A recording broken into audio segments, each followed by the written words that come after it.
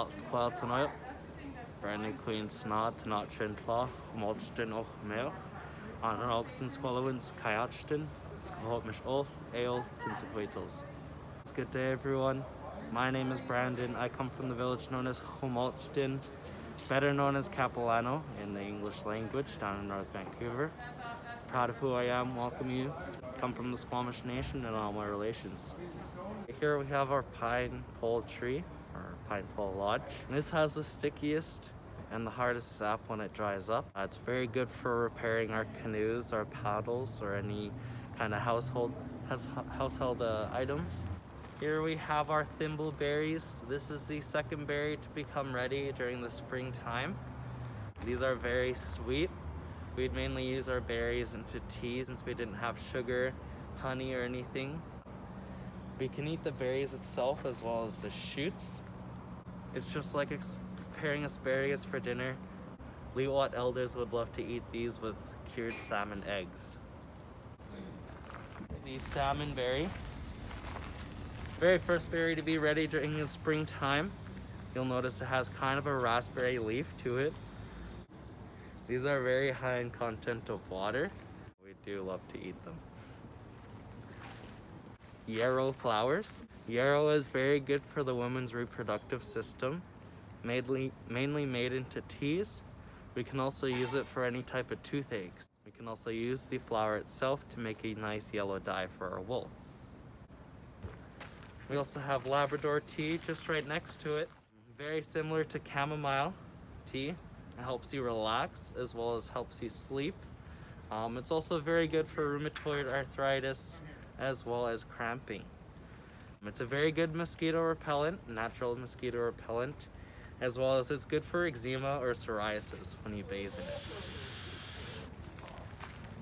This one is known as fireweed. Fireweed is the very first plant to grow back after forest fire. It has high source of calcium and vitamin C, providing a lot of nutrients for ourselves as well as for the plants to grow back.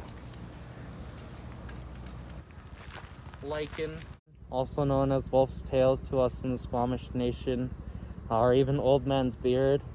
For typical reasons, it looks like an old man's beard. This is very good indicator of nice clean oxygen within the area. Bark is the main thing that we do take from cedar trees, but it isn't the only thing. We can also take the roots in the ground, the log itself, the branches, and even the tiny seed pods or those cones. With the roots in the ground, we can use to create our baskets as well as our cedar mats. The inner bark we can use to create clothing like our hats, headbands, wristbands, shawls, and even skirts. We can also use the outer bark to create our baby's diapers. The branches we use for our ashok in the Squamish language, shokwam in the Lil'wat language. Both of these words translate to our spiritual bath.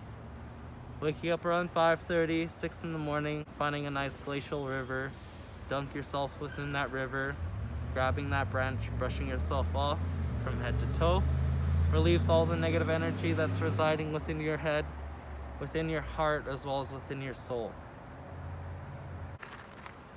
And now right here's a great example of what not to do out in our forests. Along this side, going up, you'll notice that the bark is missing. It's known as a CMT, culturally modified tree. What this means, one of my ancestors came up to this tree, harvested the bark. I'm gonna wait about 150 to 200 years until this bark grows back, making this nice little slit right here. Because we measure out our trees, giving it a nice big hug, because I see that my hands are touching my elbows. This tree is too small for me. I'm gonna wait until at least where my fingertips are just touching for a good hand width, or where they're not touching for a nice 2 hand widths. Finally, talking about our stinging nettle. This nice little plant right here. We can use the nettles on the side, putting on abrasions or anything like that, taking away the moisture, as well as help stopping the bleeding. We can also use it to make teas. The leaves, the nettles, the stem. all the plants that I had talked about today. Both the Squamish and Lil'wat use them just as much as one or the other. Especially cedar, mainly using it for our housing, transportation, clothing, for our baths, medicine. Everything that I've talked about, you can learn so much more at the Squamish Lil'wat Cultural Centre. Thank you.